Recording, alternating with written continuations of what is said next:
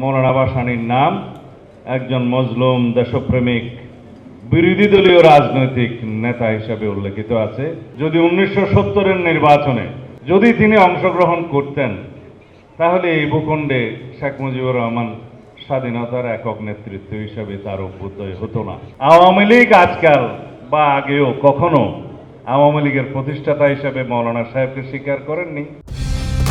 Colour expert, George sap এবং mild on hands technology সমৃদ্ধ Orix crystal wash আপনার laundry expert.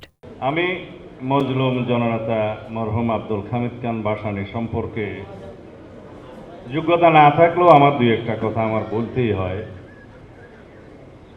বিশ্ববিদ্যালয় জীবনে সেই 45-50 বছর আগের কথা। ভাসানী যখন ইউরোপে নামে একটা বই পড়েছিলাম, সেখানে মৌলানা সাহেব এই ভূখণ্ড সম্পর্কে, এখানকার স্বাধিকার আন্দোলন সম্পর্কে, স্বাধীনতার ভবিষ্যৎ সম্পর্কে যা যা বলেছিলেন আমি পরবর্তী জীবনে দেখেছি, তা এক্স্যাক্টলি সেটা বাংলাদেশে ঘটেছে।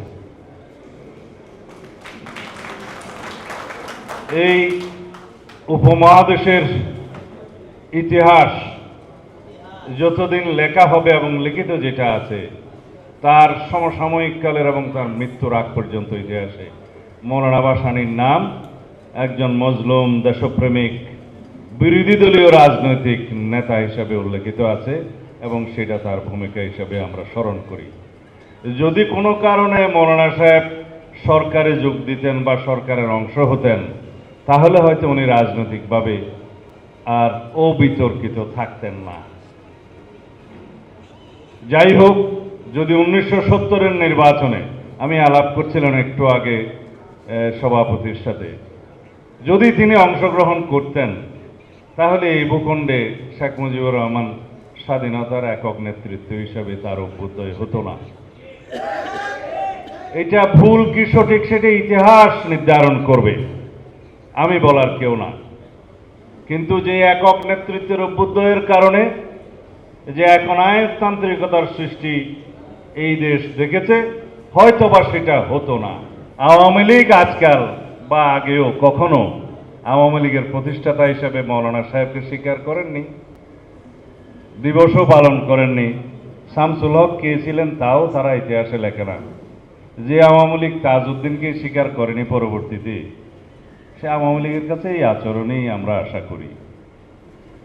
যাই হোক, এই ভূখণ্ড রচনার জন্য 1947, 48 এবং 49-এর আওয়ামী মুসলিম লীগের ভূমিকা, পরবর্তীতে যেটা আওয়ামী লীগ হয়েছে এবং তারপর যেটা মুসলিম শব্দ বাদ দিয়ে মৌলানা সাহেব আলাদা দল করলেন এবং আওয়ামী লীগ মুসলিমবিহীন আওয়ামী লীগ হয়ে গেলেন, সেগুলো সবই ইতিহাস রচনা হয়েছে মৌলানা সাহেবের হাত ধরে। তিনি বাংলাদেশের স্বাধীনতা পরবর্তীকালে যে শেখ মুজিবের মতো একজন স্বৈর শাসকের বিরুদ্ধে যেভাবে দাঁড়িয়েছিলেন, অন্য কোনো ব্যক্তি ছিল না তার বিরুদ্ধে সেভাবে দাঁড়ানো।